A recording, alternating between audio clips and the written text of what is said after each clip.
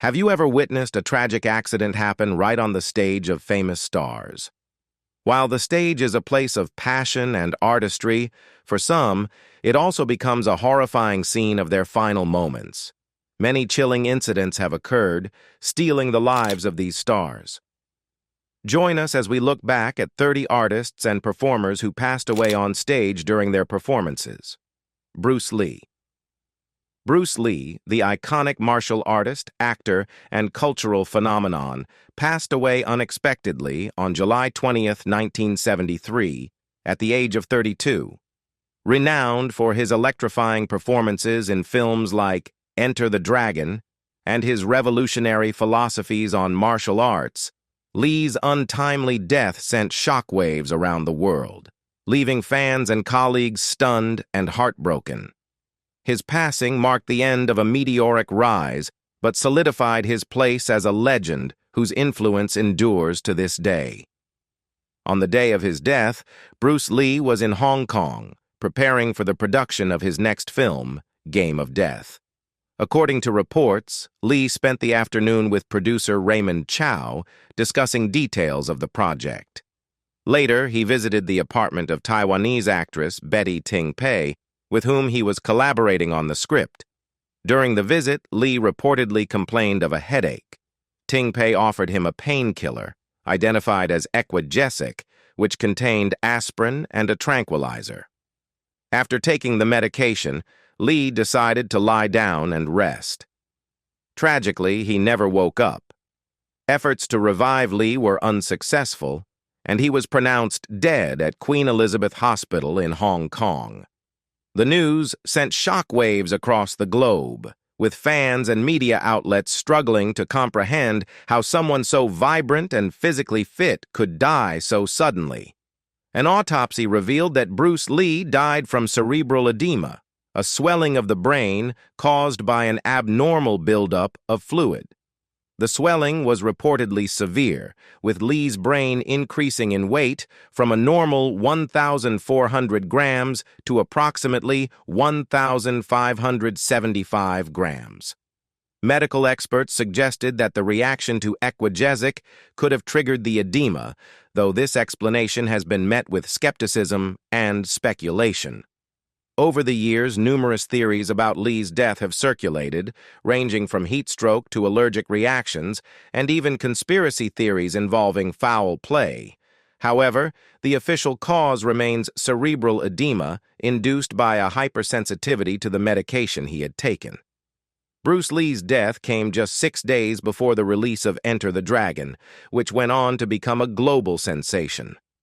The film cemented Lee's status as a cultural icon and brought martial arts into mainstream cinema like never before. His philosophy of self-improvement, discipline, and the harmony of mind and body continues to inspire generations of martial artists, actors, and thinkers. Beyond the martial arts world, Lee's impact on racial representation in Hollywood cannot be overstated. At a time when Asian actors were often relegated to stereotypical roles, Lee became a trailblazer, demonstrating that an Asian actor could be a leading man with global appeal. Brandon Lee.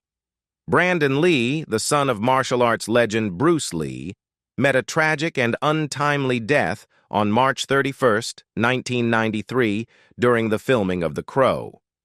The incident occurred on the set in Wilmington, North Carolina, and involved a catastrophic accident with a prop gun. Lee's passing shocked the entertainment industry and eerily mirrored the premature death of his father, further shrouding the Lee family legacy in tragedy. At the time of his death, Brandon was just 28 years old, and his career was on the cusp of a major breakthrough. On the night of March 31st, the cast and crew were filming a scene in which Lee's character, Eric Draven, is shot after walking into his apartment to find a gang attacking his fiancée. For the scene, a prop gun, a revolver, was used. Prop guns are typically loaded with blanks, which simulate the flash and sound of a gunshot but do not fire a projectile. However, due to a series of oversights, the gun was improperly prepared, leading to a deadly accident. Earlier in the production, a dummy cartridge, A bullet with no gunpowder had been loaded into the revolver for a close-up shot.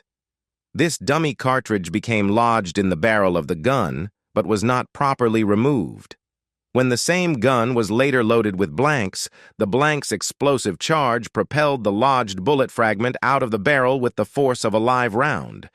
This projectile struck Lee in the abdomen. Immediately after being hit, Lee collapsed on set.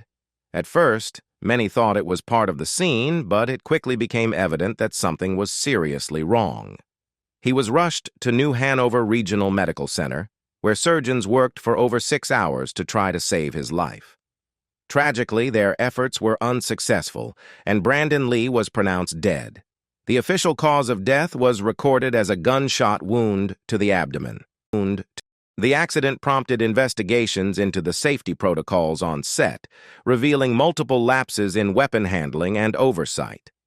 The incident highlighted the dangers of using firearms on film sets and led to calls for stricter regulations to prevent similar tragedies. Juan Carlos Formel. On the evening of May 26, 2023, Juan Carlos Formel was performing in the Bronx as part of a concert series celebrating Cuban culture and music. Known for his magnetic stage presence and deep connection with audiences, Formel was midway through the set when he suddenly collapsed on stage. The audience, initially unsure of what had happened, quickly realized the severity of the situation as bandmates and medical personnel rushed to his aid. Despite their best efforts, Formel could not be revived and was later pronounced dead. The cause was confirmed to be a heart attack, a devastating loss for the music community. Karl Wallenda. On March 22, 1978, Karl Wallenda, the legendary high-wire artist, tragically fell to his death while attempting one of his most daring stunts, a tightrope walk between the towers of the Condado Plaza Hotel in San Juan, Puerto Rico. At 73 years old, Wallenda was still defying the natural limits of age and gravity, pushing the boundaries of his craft with an audacity that had captivated audiences for decades. Known for his remarkable balance, extraordinary skill, and fearless approach to high-wire acts, Wallenda had become an iconic figure in the world of circus performance, embodying the very essence of danger and thrill that had defined his legendary career. Karl Wallenda's career was a testament to human strength, precision, and determination. Born in Germany in 1905, Wallenda immigrated to the United States in the 1920s and quickly established himself as one of the most renowned high-wire performers in the world. His incredible feats of balance, often performed at dizzying heights and without any safety harnesses, earned him global fame. Wallenda's act, which involved walking across ropes suspended hundreds of feet in the air, was legendary for its mixture of danger, grace, and showmanship. He captivated audiences with his nerve, often performing stunts that left even the most seasoned performers in awe.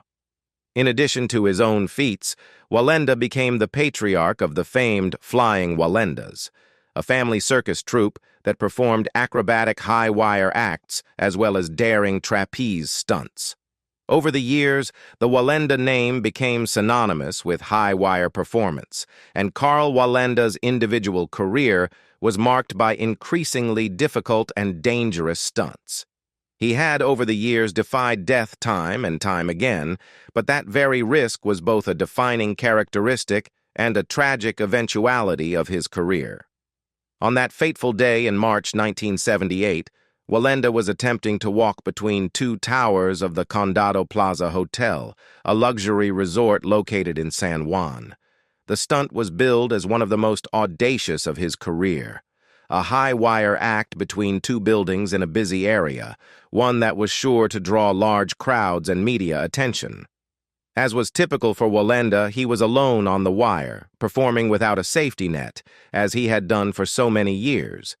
His career had always been marked by a disregard for safety devices, a mindset he believed was central to maintaining the integrity of his art.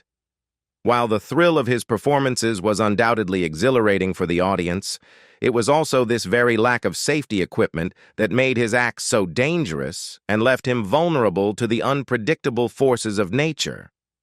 On the day of the performance, strong winds buffeted the tightrope as Wenda carefully made his way across the wire. The wind, a seemingly innocuous force, proved to be a much greater challenge than Wenda could have anticipated. The act had already been delayed several times due to the inclement weather, but Wenda was determined to continue. As he inched his way across the wire, a gust of wind struck unexpectedly. Despite his experience and balance, Wenda was unable to regain his footing in time. He lost his balance and, with no safety harness to catch him, tragically fell to the ground below. The fall, from an estimated height of around 120 feet, was fatal. The moment was captured on film by a camera crew that had been documenting the stunt, though it was not broadcast live.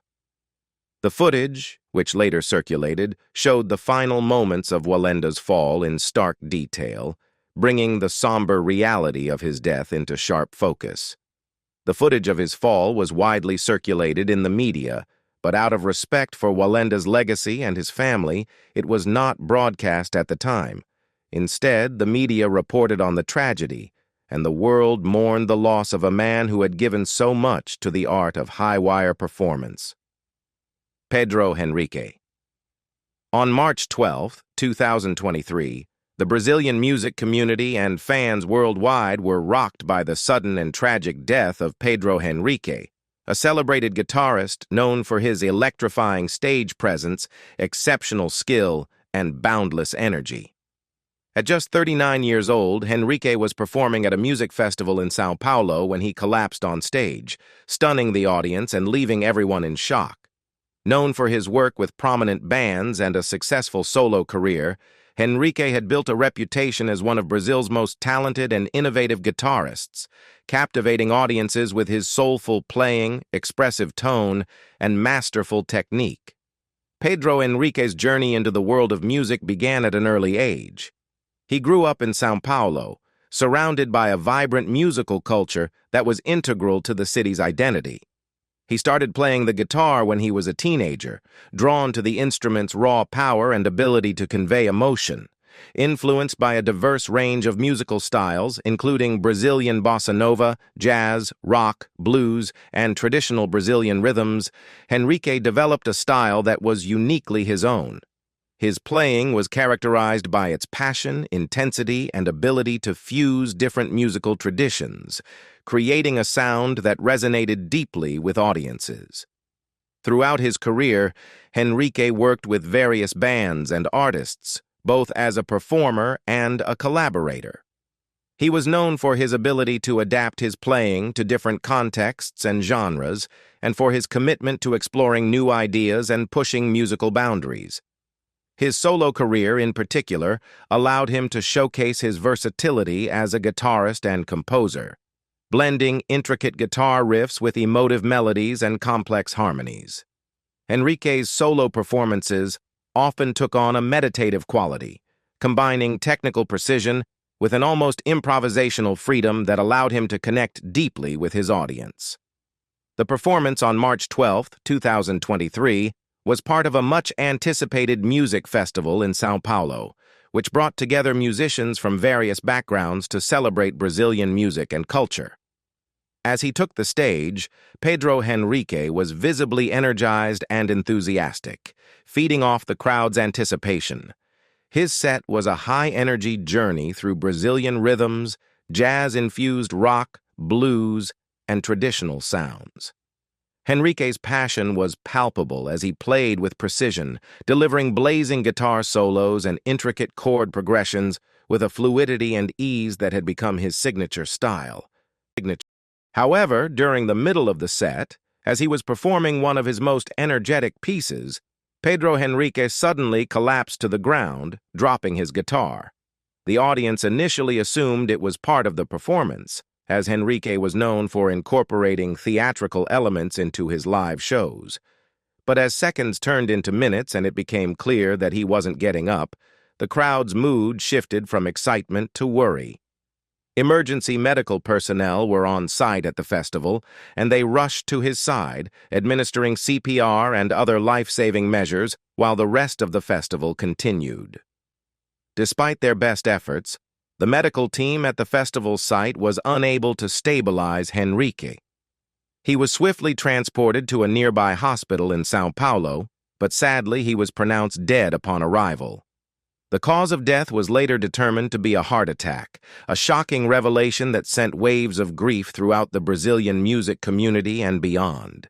Pedro Henrique's sudden passing was deeply unexpected, and it forced fans, friends, and fellow musicians to grapple with the loss of such a vibrant, passionate artist who had given so much to the music world.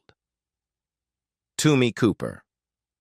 On April 15, 1984, the world witnessed one of the most tragic and surreal moments in live television history. Tumi Cooper, a well-known magician and comedian, began his act in front of a packed studio audience and millions of television viewers. Known for his slapstick comedy and routine that often involved feigned accidents and deliberate mistakes, Cooper's performances had earned him a reputation as a bumbling, lovable magician. His charm and ability to blend comedy with magic had made him a household name, beloved by fans who appreciated his unique blend of humor and skill. On that fateful evening, Cooper was in the middle of a performance that would go down in history for reasons no one could have anticipated. As he began a routine, he suddenly clutched his chest and fell backward. His collapse appeared to be part of the act. In line with his usual comedic style, where nothing was ever quite as it seemed, the audience, both in the studio and at home, assumed that the magician was simply continuing his performance, staging a dramatic accident to build anticipation for the next trick. Laughter and applause filled the studio, with the crowd assuming that Cooper was, as always, playing the bumbling magician who stumbled his way through his acts. But behind the scenes, the situation was far more dire than anyone could have imagined. The cameras, still rolling, lingered on the stage for a few moments, giving viewers the impression that the scene was just part of the show. However, off-camera, the true severity of the situation quickly became apparent. Cooper, whose reputation had been built on pretending to mishandle situations, had suffered a massive heart attack while performing. The magnitude of the event was suddenly clear to the show's crew and performers, who rushed to his side. The show's host, Jimmy Tarbuck, immediately reacted, and backstage staff sprang into action, trying to assess the situation and administer aid as quickly as possible. As the paramedics were called to the scene, the cameras, unaware of the unfolding medical emergency, continued to focus on the empty stage. The audience, still convinced that it was all part of the act, waited for what they assumed was the next part of the performance. The delay was agonizing for those who knew what was happening behind the curtain. Despite the frantic efforts of medical professionals to revive Cooper, including administering CPR and other emergency measures, the magician's condition continued to worsen. The chaos behind the scenes intensified as medics rushed to get Cooper to the nearest hospital. Unfortunately, Cooper was pronounced dead shortly after arriving at the hospital. The entire ordeal unfolded with heartbreaking speed. What began as a routine television appearance for millions quickly turned into an unimaginable tragedy. Colonel Bruce Hampton. On May 1, 2017, the music world was dealt a tragic blow with the sudden passing of Colonel Bruce Hampton, a revered musician and a pioneer in the jam band scene. Hampton's death occurred during a live performance in Atlanta on what was meant to be a celebratory occasion, a star-studded concert marking his 70th birthday. Known for his unconventional approach to music, his larger-than-life personality, and his dedication to improvisation, Hampton was beloved not just for his musical talents, but for his profound impact on the jam band community. The concert at the Fox Theater in Atlanta, a venue known for hosting some of the most iconic figures in music, was a tribute to Hampton's remarkable career, featuring a host of musicians who had been part of his journey over the years. The show brought together members of his bands, the Hampton Grease Band and Aquarium Rescue Unit, as well as several other prominent artists from the jam band scene. The lineup included stars such as Jimmy Herring, John Bell, Derek Trucks, and many others, musicians who had all been influenced by Hampton's innovative approach to both performance and music. Colonel Bruce Hampton was known for his mastery of improvisation and his unique ability to blend humor, eccentricity, and music into a single unforgettable experience. He was a character who defied easy categorization, known for his avant-garde performances that often combined elements of rock, blues, jazz, and experimental music. His presence was magnetic, his performances unpredictable, and his ability to stretch musical boundaries made him a beloved figure in the jam band world. Hampton had played a pivotal role in shaping the genre, serving as a mentor to many musicians who would go on to become legends in their own right. That fateful night, the atmosphere at the Fox Theater was one of celebration and anticipation as fans gathered to pay tribute to a man who had given so much to music. Hampton's birthday concert was a highlight for many in the audience, who had followed his career for decades. As the show progressed, the energy on stage was electric, with Hampton at the center, leading the group through an intense jam session. His infectious energy and the freewheeling nature of the performance were in full swing, with the musicians feeding off each other's creativity and spontaneity. In the midst of the high-energy jam, something unexpected occurred. Hampton, who was known for incorporating theatrical elements and playful antics into his performances, appeared to collapse on stage. At first, the audience and his fellow musicians, accustomed to Hampton's unpredictable style, thought this was simply another of his antics, perhaps part of the performance, a quirky move to amuse the crowd. Hampton was resting his arm on a speaker, his posture casual, and the moment seemed like it could have been another one of his planned improvisations. However, as time passed and Hampton did not move, the mood in the venue began to shift. Concern grew among the musicians and the audience, and it became increasingly clear that something was wrong. Fellow performers, who had seen Hampton through countless wild performances over the years, rushed to his side, realizing that this was not a part of the show. Medical personnel quickly arrived on stage, and the concert came to an abrupt halt. It was evident that Hampton was in serious distress. Hampton was immediately rushed to the hospital, where, despite efforts to save him, he was pronounced dead later that evening. The cause of death was later confirmed to be a heart attack. The music community was left reeling by the sudden loss of a man who had shaped not only the jam band genre, but had also been a guiding force for so many musicians who admired his eclectic style and boundless creativity. K.K. Krishnakumar Kunnath, known professionally as K.K., was one of India's most beloved and versatile playback singers. His untimely passing on May 31, 2022, at the age of 54, sent shockwaves through the Indian music industry and left fans and fellow musicians mourning the loss of one of Bollywood's finest voices. At that time, K.K. was performing at a concert at the Nazrul Mancha Auditorium in Kolkata. The concert, which was part of a series of live events he had been performing for his fans, was filled with excitement and high energy. K.K. was in the midst of his performance, captivating the audience with his powerful vocals when, suddenly, he collapsed on stage. At first, the audience assumed it was part of the performance, as he had a reputation for creating dramatic moments during his shows. However, as the situation unfolded, it quickly became clear that this was no act.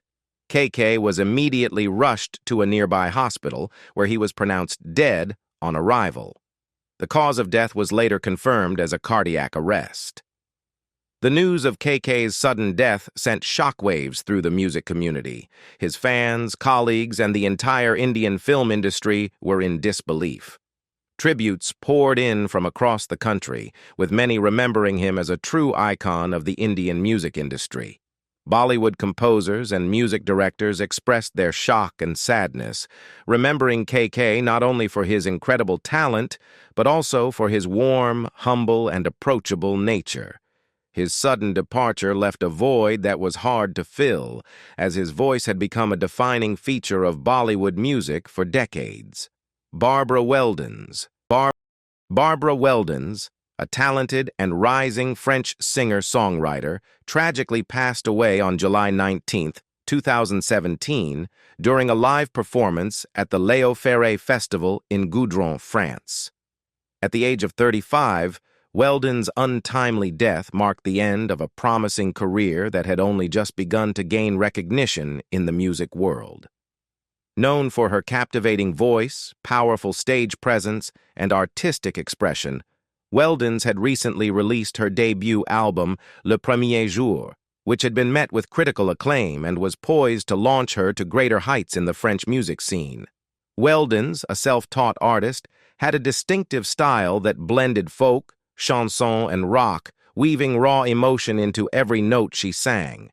Her music was deeply personal, reflecting her introspective nature and her unique perspective on life, love, and loss. Her performances were marked by a raw authenticity that endeared her to fans, and she quickly became known for her soulful voice and ability to connect with her audience on an emotional level. Her debut album showcased not only her vocal talent, but also her skills as a songwriter, with lyrics that spoke to universal themes while maintaining an intimate, personal quality. On the night of her death, Barbara Weldens was performing at the Léo Ferré Festival, a popular music festival named after the renowned French singer and songwriter. The festival, held annually in Goudron, France, attracted a wide range of music lovers and became a respected platform for emerging artists. Weldens, who had been gaining a following and was excited to share her music with a larger audience, had been eagerly looking forward to this performance. During her set, Weldens was known to perform barefoot, a signature part of her artistic expression that allowed her to feel more connected to the stage and the music. She moved fluidly, her presence both grounded and ethereal, as she poured herself into her performance. However, during the show, she accidentally stepped on faulty electrical equipment on stage. The equipment, which had not been properly maintained or inspected, caused a fatal electric shock that sent Weldens collapsing to the ground in front of her stunned audience. At first, many in the crowd believed the fall was part of the performance. Weldens had a reputation for unpredictable stage antics, and the intensity of her music often led to dramatic moments that blurred the lines between art and reality. However, as the moments passed and Weldens remained motionless on the stage, it quickly became clear that something was seriously wrong. The audience, initially confused, soon realized the gravity of the situation. The festival's medical team rushed to her aid, and emergency efforts were made to revive her, but tragically, Weldens was pronounced dead at the scene. The festival was immediately halted, and the crowd was left in shock, unable to comprehend what had just occurred. Juan Johnny Walker Jumalon. On November 5, 2023, the Filipino radio community and fans of light-hearted radio programming were rocked by the tragic death of Juan Johnny Walker Jumalon, a beloved radio broadcaster, during a live broadcast on 94.7 Gold Mega FM. Known for his vibrant personality and feel-good programming, Jumalon was a staple of the station, beloved for his ability to make people smile and brighten their mornings with jokes, music, and positive energy. His sudden passing during a broadcast sent shockwaves through the media industry and left his fans, colleagues, and the local community in deep mourning. Jumalon, affectionately known as Johnny Walker, had been a fixture on Philippine radio for many years, earning a reputation for his lighthearted approach to the airwaves. His show was designed to spread good vibes, with humor and positivity at its core. Whether it was cracking jokes, telling funny stories, or playing music that made his listeners feel at ease, Johnny Walker had an uncanny ability to connect with his audience, turning mundane moments into something to look forward to every morning. His signature style of broadcasting resonated with listeners from all walks of life, earning him a loyal following. The morning of his death began like any other. Jumalon was broadcasting live from his home in Colambugan, Misamis Occidental, a province in the northern part of Mindanao. His light-hearted voice was heard over the radio waves, and listeners were likely enjoying the familiar warmth of his presence on air. However, things took a dark turn when two individuals arrived at his residence under the pretense of needing to make an announcement regarding lost belongings. At first, everything seemed routine. One of the individuals interacted with a staff member outside the radio booth, while the other entered the broadcast booth where Jumalon was conducting the live show. This seemingly ordinary interaction would soon escalate into a horrifying event. The two men's intentions, unbeknownst to Jumalon, were far from benign. The incident was captured both on a Facebook live stream and on CCTV footage, providing a chilling and tragic record of what transpired during the fateful broadcast. As Jumalon continued with his show, the situation inside the booth shifted from routine to violent. The details surrounding the exact nature of the interaction remain unclear, but what is known is that the man who entered the booth attacked Jumalon, leading to his sudden and unexpected collapse. Nick Menza. On May 21, 2016, the music world suffered a heartbreaking loss when Nick Menza, the former drummer of the iconic heavy metal band Megadeth, collapsed on stage during a performance and tragically passed away.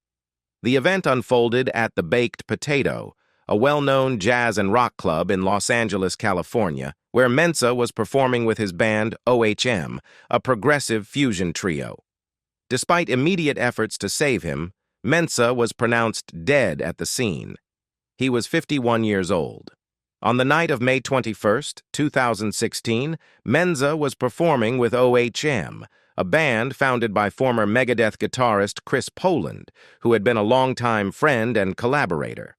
The group was known for its experimental and progressive fusion sound, a testament to Menza's versatility as a drummer. During the third song of their set, Menza suddenly collapsed on stage. Initially, the audience and his bandmates believed he might have tripped or fallen due to the intensity of the performance. However, it quickly became apparent that something was gravely wrong. Emergency medical personnel were called to the venue and attempted to revive Menza, but their efforts were unsuccessful. He was pronounced dead at the scene.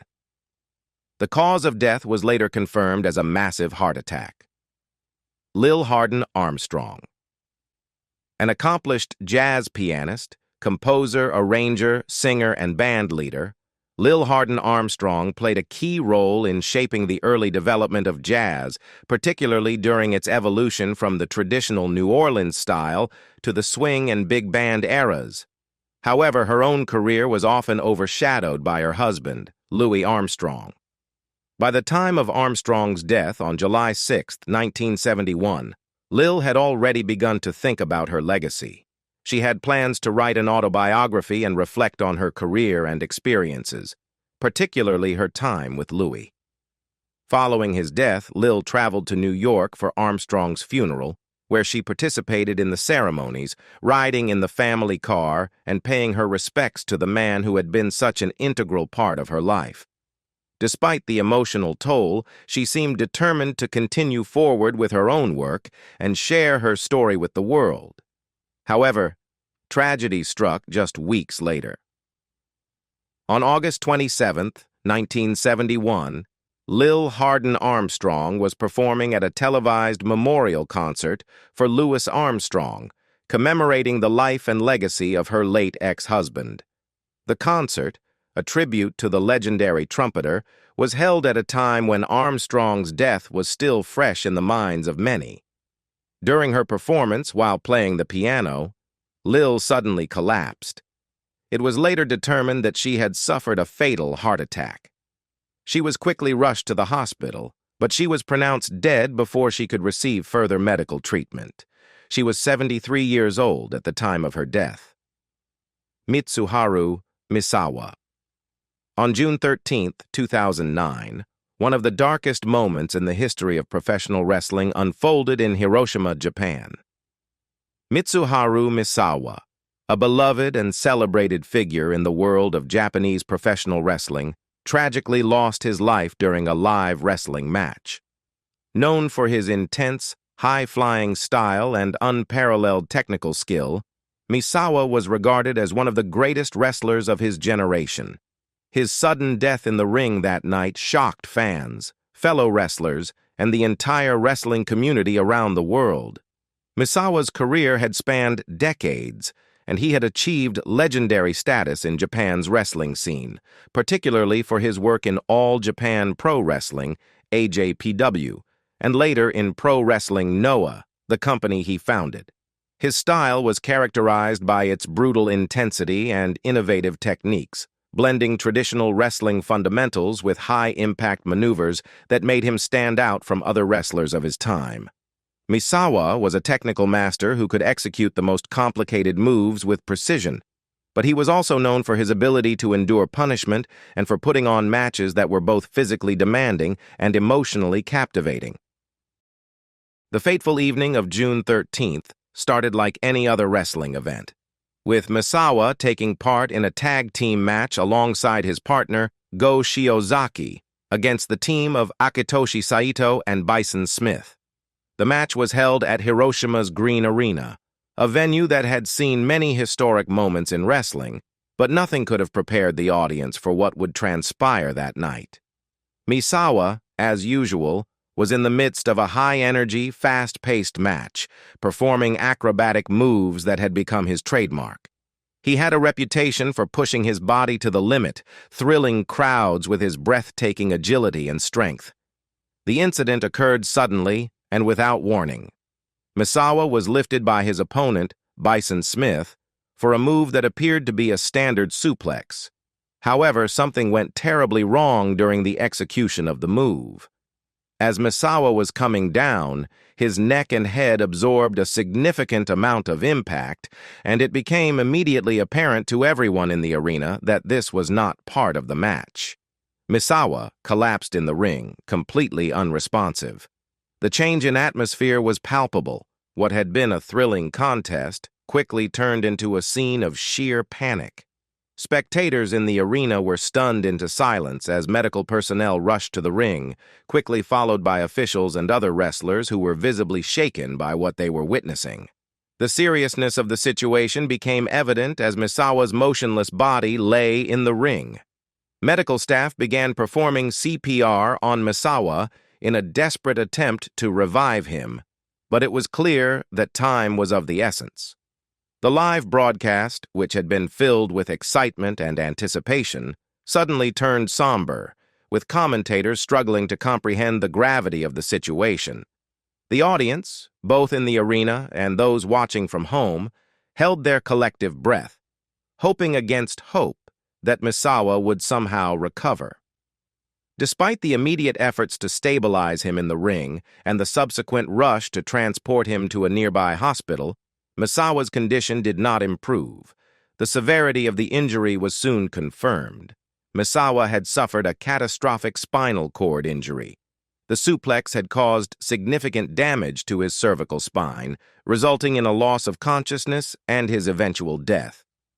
The wrestling world, which had witnessed countless high-impact matches over the years, was shaken to its core by the suddenness of the tragedy. Costa Titch. On March 11th, 2023, the South African music scene was rocked by the sudden death of Costa Titch, a rising star in the rap and dance world. Known for his infectious energy and dynamic performances, Costa Titch, whose full name was Konstantinos Tsobanoglu, was at the peak of his career when he tragically passed away during a live performance at the Ultra South Africa Music Festival in Johannesburg. He was just 28 years old, leaving fans and the music industry in a state of shock and disbelief. The Ultra South Africa Festival, one of the country's largest music festivals, was set to be a highlight in Costa Titch's career. The festival, which draws thousands of fans to witness some of the biggest names in electronic dance music, was held in Johannesburg on the weekend of March 11th, 2023. Costa Titch, known for his electrifying stage presence, was one of the many performers on the festival's lineup. As the crowd roared and the music pulsed, Titch took the stage, ready to captivate his audience with his music and dance moves. However, during his performance, something went terribly wrong. Around midway through his set, Costa suddenly collapsed on stage. The audience initially believed it to be part of the performance, as he was known for his energetic and sometimes theatrical style. However, it quickly became clear that this was no act. Despite the quick intervention of medical personnel who rushed to his aid, Costa Titch collapsed again shortly afterward. This second collapse was far more severe, and despite efforts to revive him on site, he was declared dead soon after. The Ultra South Africa Festival was abruptly halted as news of Costa's passing spread, and fans, along with festival organizers, were left in a state of disbelief. Costa had appeared to be in good health leading up to the event, and the suddenness of his collapse left many searching for answers. Initial reports indicated that Costa had collapsed twice in quick succession, raising concerns about the possibility of an underlying medical condition, such as a seizure or cardiac arrest, though the exact cause of his death remained unconfirmed in the immediate aftermath. Speculation about the cause of his death ran rampant, with many wondering whether his collapse was due to an existing health issue or whether external factors, such as exhaustion, dehydration, or even the intense physical demands of his high-energy performances, may have contributed to the incident. Fans and the media closely followed updates from authorities, but as of early reports, the true cause of his death remained elusive. Costa's passing sent shockwaves through the music world, especially within the South African music community, where he was seen as one of the most promising young talents. His sudden death, just as his career was taking off, left many mourning the loss of an artist who had only just begun to make his mark on the international stage. Costa's ability to connect with his audience through his infectious enthusiasm and innovative music made him a standout figure in the South African hip-hop and dance scenes. His music, which blended modern beats with traditional African influences, had already earned him significant recognition, and his collaborations with high-profile artists showed the depth of his influence. Tributes for Costa poured in from fans, fellow artists, and music industry professionals alike. Rick, a close collaborator and friend, expressed his grief over the loss, writing on social media, "A true star, a true artist, and a true brother. You were just starting your journey, and I can't believe it's over so soon."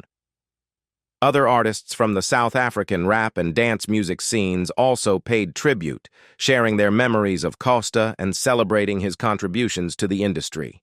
His family also released a statement, thanking fans for their support during such a difficult time and requesting privacy as they processed their loss. The tragic death of Costa Titch brought into sharp focus the vulnerability of young artists, who, despite their public personas of strength and energy, may face personal struggles that go unseen by the public.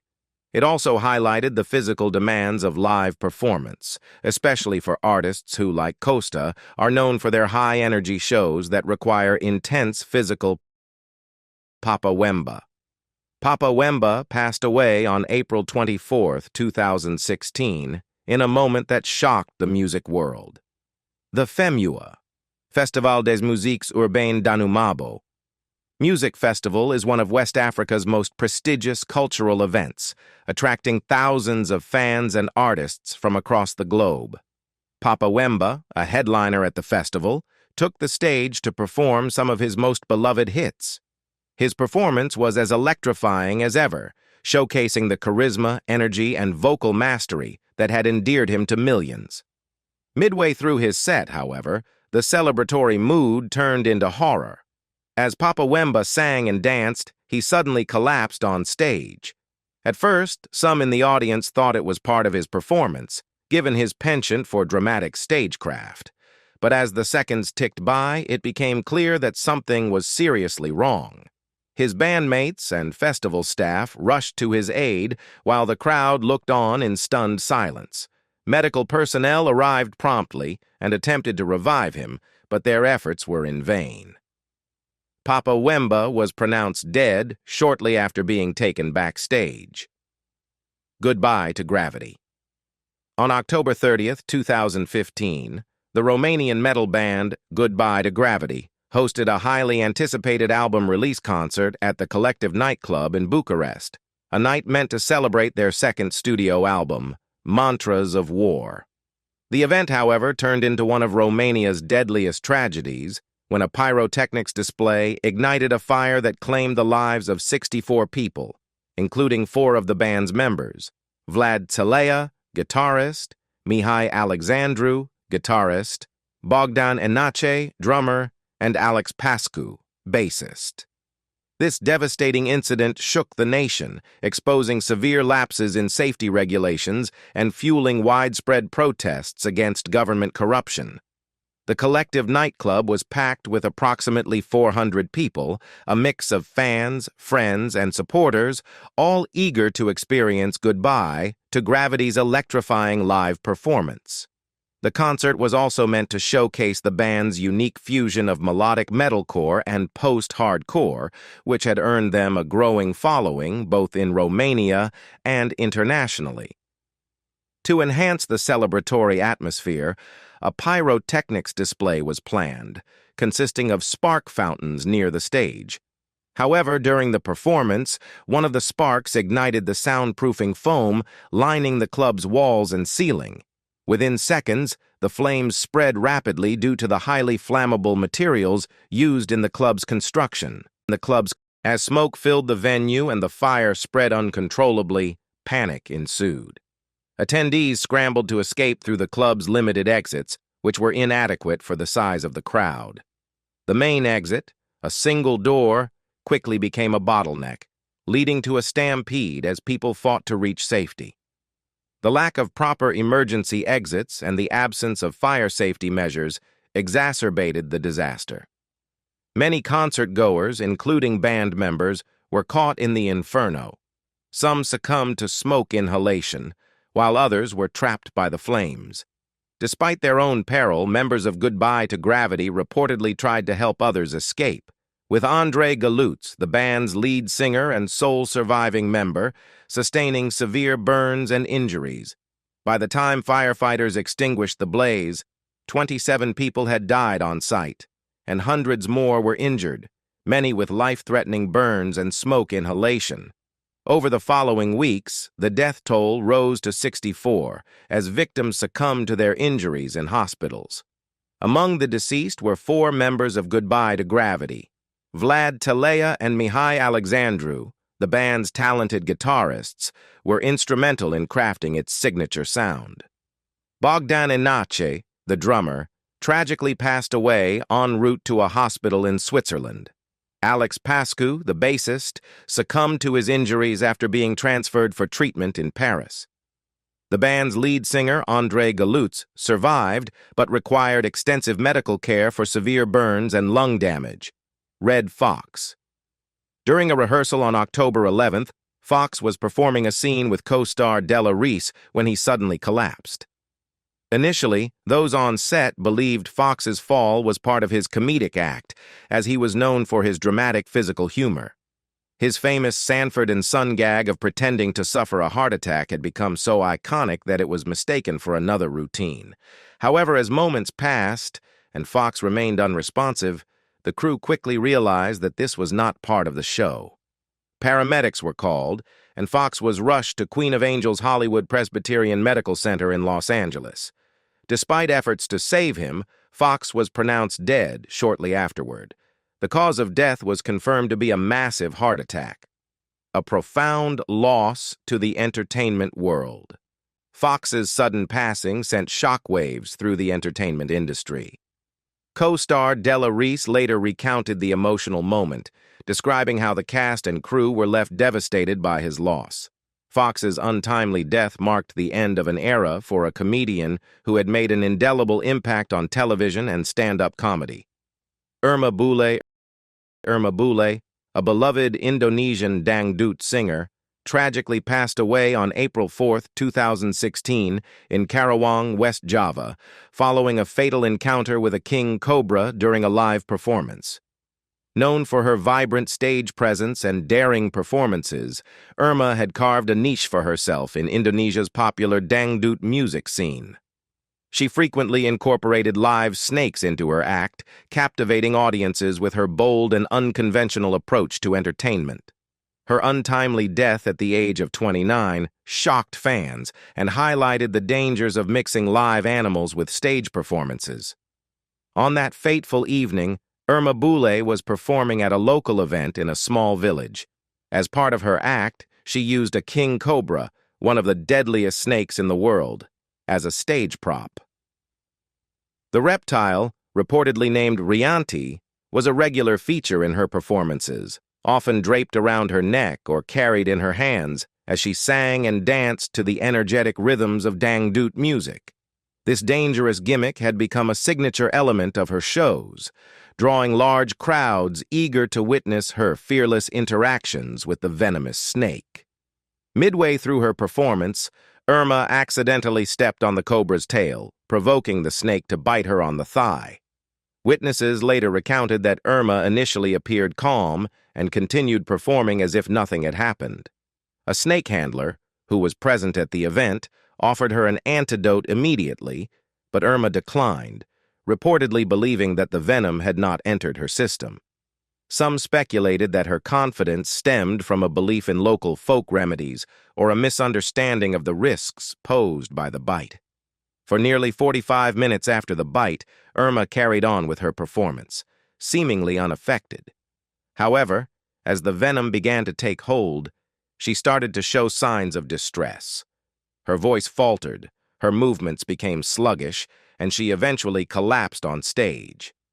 Panicked organizers and attendees rushed to her aid, and she was transported to a nearby hospital. Despite the medical team's efforts, Irma was pronounced dead a few hours later. The bite from a king cobra delivers a potent neurotoxin capable of causing paralysis, respiratory failure, and death within hours if untreated. The delay in administering the antidote likely contributed to the severity of Irma's condition, leaving little chance for recovery by the time she reached the hospital. Irma Boule's sudden death sent shockwaves through the dangdut music community and her fan base. Known for her warm personality and dedication to her craft, Irma had gained popularity for her ability to combine traditional dangdut music with unique, high-risk stage performances. Her daring use of live snakes as props made her stand out in a competitive industry, but also raised questions about the safety and ethics of involving dangerous animals in live entertainment. Her passing also sparked a broader conversation about the pressures faced by performers in Indonesia's entertainment industry. Many artists rely on gimmicks to draw crowds, often pushing themselves to dangerous extremes to secure their livelihoods in an increasingly competitive field. Tiny Tim. On November 30th, 1996, Tiny Tim was performing at a gala benefit hosted by the Women's Club of Minneapolis, an event that was meant to support local charities. By this point, his health had been a concern for several years. Earlier that same year, Tiny Tim had suffered a heart attack while performing at a ukulele festival in Massachusetts, an incident that left him hospitalized and weakened. Doctors warned him to stop performing, advising him that his heart could not withstand the physical demands of being on stage. However, Tiny Tim, ever the showman, could not imagine a life without music and performing for his fans. The benefit concert in Minneapolis was a small but heartfelt event, and Tiny Tim's love for his craft was evident as he stepped onto the stage. Despite his frailty, he delivered his performance with his characteristic energy and charm, strumming his ukulele and singing to an intimate audience. During his set, he performed "Tiptoe Through the Tulips," the song that had defined his career when tragedy struck. Tiny Tim suddenly collapsed on stage, the audience momentarily unsure whether it was part of his act. When it became clear that he was unresponsive, he was quickly attended to and rushed to the hospital. Tiny Tim was pronounced dead shortly after arriving at the hospital. The cause of death was determined to be a massive heart attack. He was 64 years old. His death marked the end of a truly one-of-a-kind career that had spanned decades and left an indelible mark on the world of music and entertainment.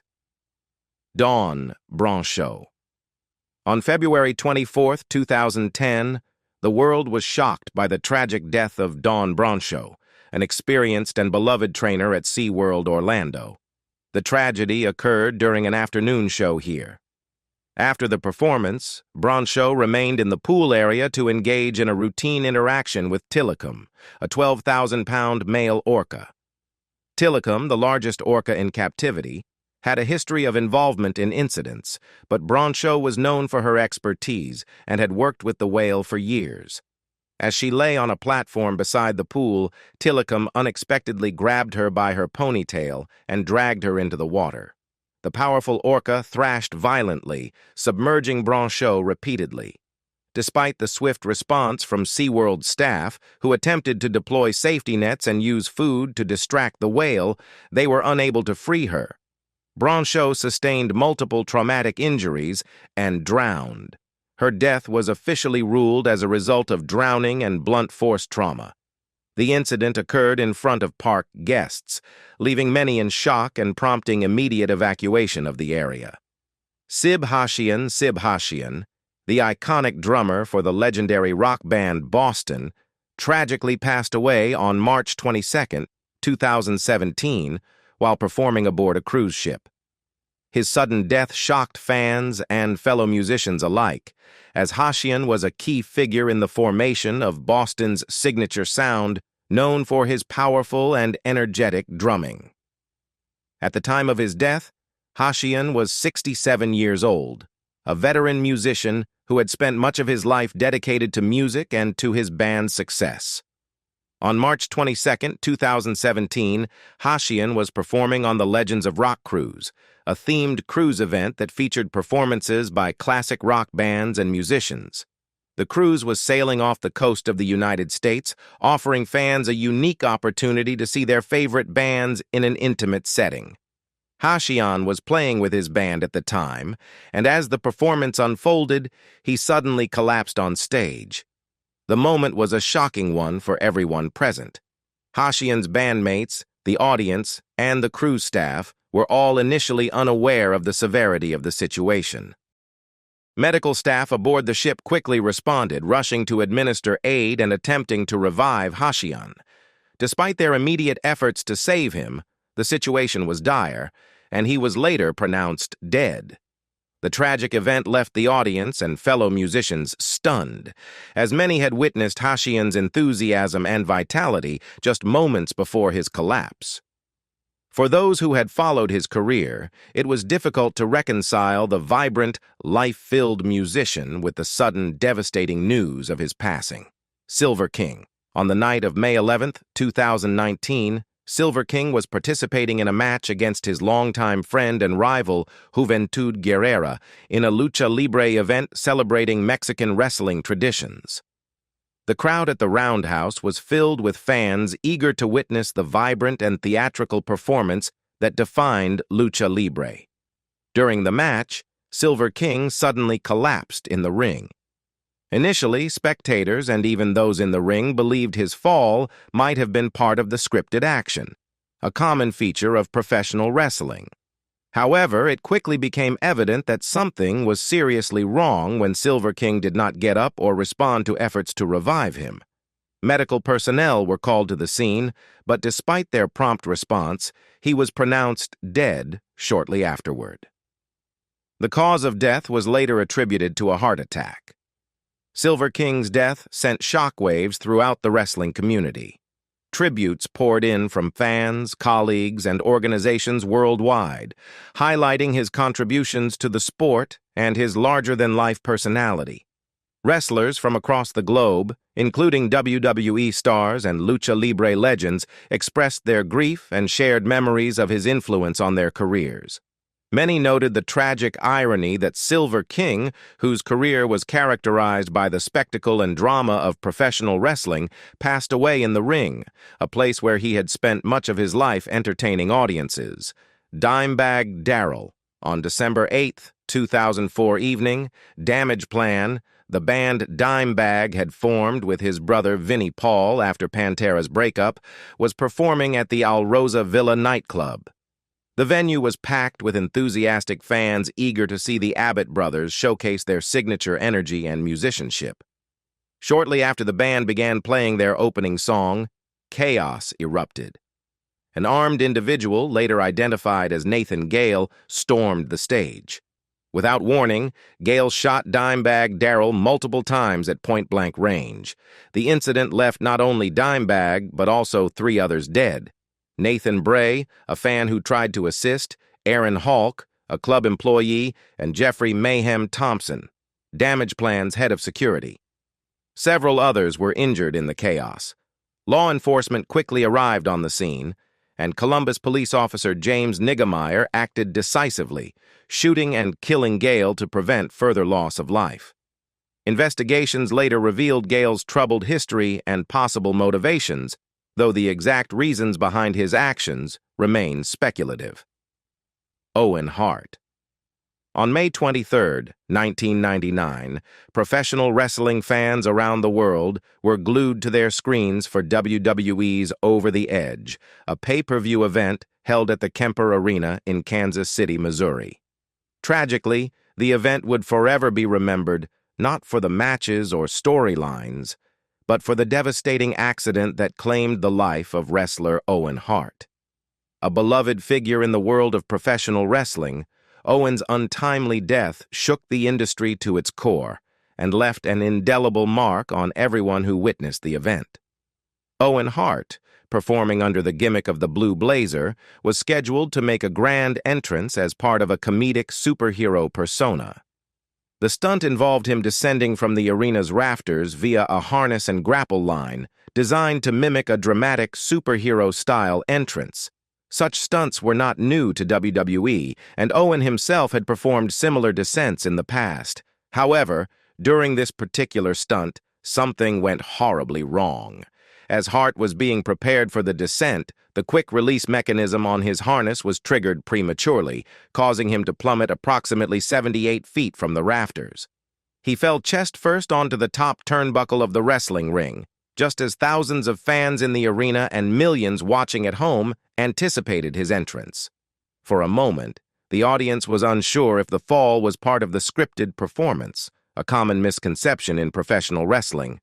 However, the mood quickly turned somber as it became apparent that something had gone terribly awry. Medical personnel rushed to the ring to attend to Owen, who was unresponsive. WWE commentator Jim Ross, tasked with addressing the live audience, informed viewers of the gravity of the situation, stating, "This is not part of the entertainment."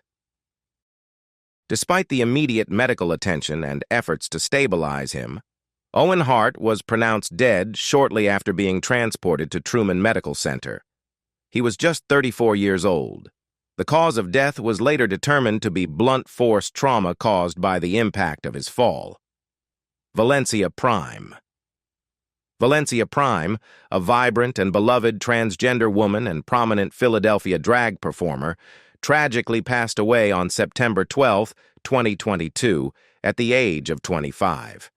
Her untimely death sent shockwaves through the local LGBTQ+ community and beyond, as she was a rising star whose passion and energy had made her a household name in Philadelphia's drag scene.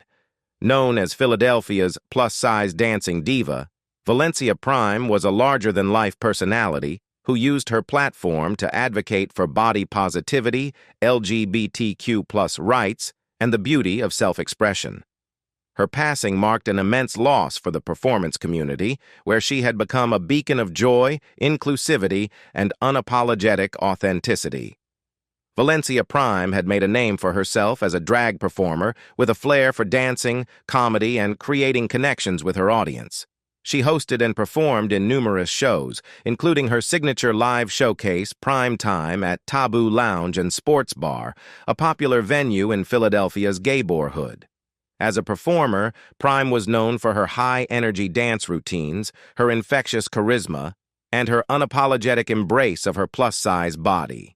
She had a natural ability to command attention, turning every performance into a celebration of self-love and individuality. Her performances were not just about entertainment, they were an embodiment of resilience, confidence, and pride in who she was. On the night of her tragic passing, Prime was hosting Prime Time, her regular live performance showcase at Taboo Lounge. The event was filled with anticipation, as Prime had earned a loyal following of fans who adored her warmth, her infectious personality, and her talents. However, during the performance, something went terribly wrong. As Prime was in the middle of her set, she suddenly collapsed on stage, becoming unresponsive. The audience, initially thinking it was part of the act, quickly realized something was gravely wrong as medical personnel rushed to her side. Despite immediate attempts to revive her, including CPR and other life-saving measures, Valencia Prime was pronounced dead shortly after arriving at Jefferson Hospital. The shock of her sudden collapse was felt immediately by those in attendance, as well as her friends, fellow performers, and the broader Philadelphia LGBTQ+ community. Prime had been in the prime of her career, a young performer with much more to give, and her sudden passing left everyone reeling. The news spread quickly, with tributes flooding in from fans and those who knew her personally.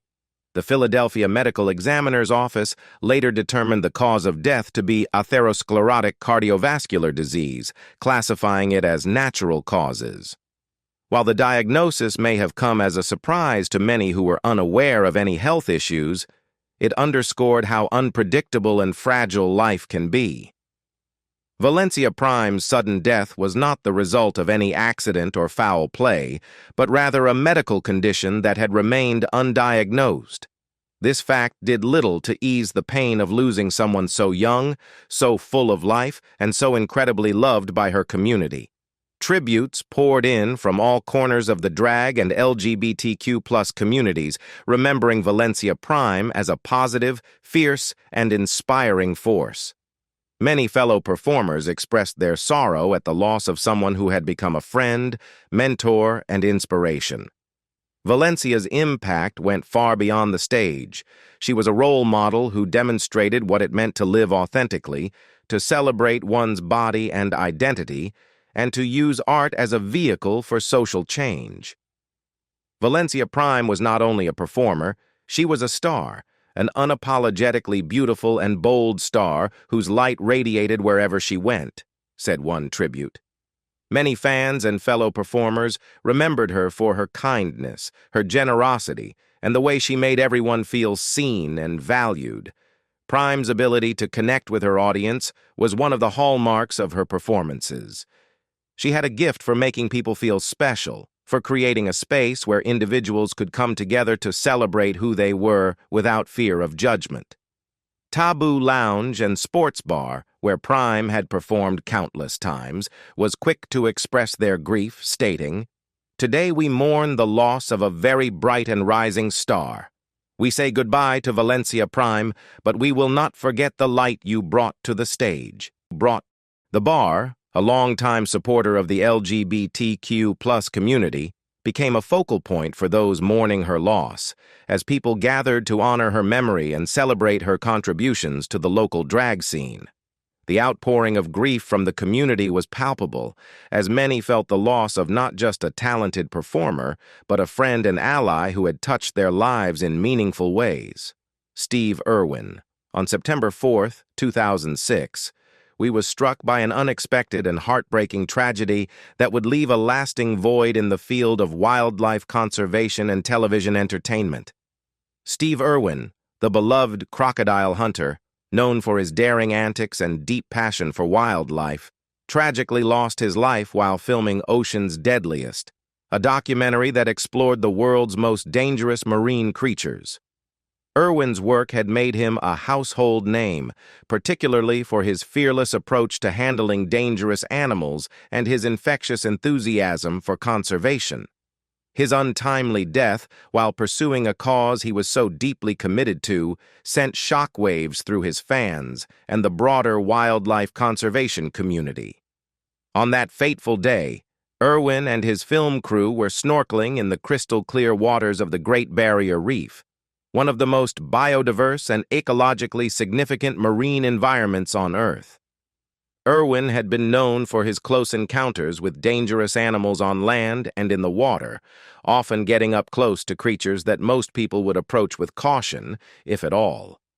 His fearless nature had made him a celebrated figure, with fans admiring his ability to interact with wildlife in ways that were both educational and entertaining.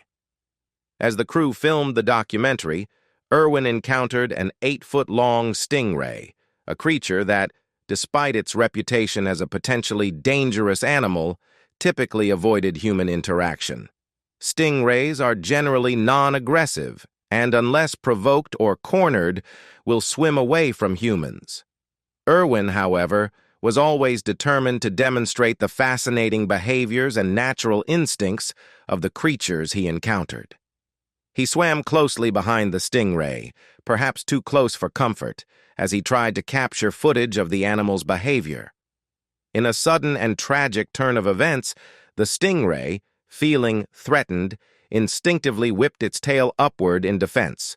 The tail, which contains a sharp barb used by stingrays as a defensive mechanism, struck Irwin with immense force. The barb pierced his chest with alarming precision, delivering a fatal wound. The barb entered Irwin's heart, causing significant damage to vital organs and causing him to lose consciousness almost immediately. The crew, who had been filming the encounter, quickly realized that this was not just another routine interaction. They rushed to pull Irwin from the water, their initial attempts to help him clearly frantic and filled with desperation. Knowing the severity of the injury, the crew immediately began administering CPR in an attempt to revive him, but their efforts were tragically unsuccessful. Despite their quick response, Irwin was unable to be saved. The paramedics who were called to the scene soon confirmed the devastating news. Steve Irwin had passed away from the fatal injury caused by the stingray's barb. The incident was captured on film, as cameras were rolling for the documentary, but the footage was never released to the public. Out of respect for Irwin's family and his enduring legacy, the producers and the Irwin family made the decision to keep the footage private, ensuring that the final moments of the beloved wildlife expert would not be viewed by the public. Instead, the focus remained on his life's work and his contributions to conservation, wildlife education, and global awareness. Dick Shawn. On April 17, 1987, on the fateful day of his death, Dick Shawn was performing at the University of California, San Diego, as part of a live comedy routine. The performance was typical of the energetic, sometimes zany performances that made him so popular. As he engaged with the audience, Shawn performed his usual blend of physical comedy and humorous banter. However, in the midst of his act, something went terribly wrong. Shawn suddenly collapsed on stage, causing confusion among the audience. Given his reputation for creating unexpected moments and playing with the idea of what constitutes normal comedy, many assumed that his fall was part of his routine. It was not unusual for Shawn to incorporate physical stunts and exaggerated gestures into his performances, and audience members initially believed that he was simply playing another joke on them. However, the situation quickly became apparent as more than just a staged bit. Shawn's collapse was not part of the performance, and the mood in the theater shifted dramatically as it became clear that something was seriously wrong. Staff and audience members rushed to his aid, but it was evident that he was in severe distress. Emergency personnel arrived on the scene promptly, and Shawn was rushed to the hospital in an attempt to save his life. Sadly, he was pronounced dead shortly after arriving at the hospital, having suffered a heart attack while performing. The unexpected death of Dick Shawn on stage left the audience in a state of shock and disbelief. Those who had witnessed his final moments were deeply affected by the suddenness of the incident, not understanding at first that it was not part of a comedic setup. What had begun as a typical performance had ended in tragedy, with the laughter of the audience turning to silence as they processed the loss of one of their favorite comedians. Christina Grimmie. On the night of June 10, 2016, Christina performed as an opening act for the band Before You Exit at the Plaza Live in Orlando, Florida. Following the concert, she stayed to meet fans, as she often did, demonstrating her deep appreciation for their support. The meet and greet took place in the venue's lobby, creating a space for personal connections. During this session, an individual bypassed security and caused a tragic incident that left Christina critically injured. Her brother, Marcus Grimmy, bravely intervened, preventing further harm. In the aftermath, the individual responsible took their own life. While investigations revealed the person had an unhealthy fixation on Christina, the full motive remains unclear. Emergency services responded swiftly, and Christina was transported to a nearby hospital. Despite the dedicated efforts of the medical staff, she passed away shortly after. What do you think about the tragic incidents of these stars? Leave us your comments in the section below. We hope you have found this helpful video. Don't forget to leave a like, share, and subscribe to the channel if you like it. Thank you for watching this, and see you in the next videos. Goodbye.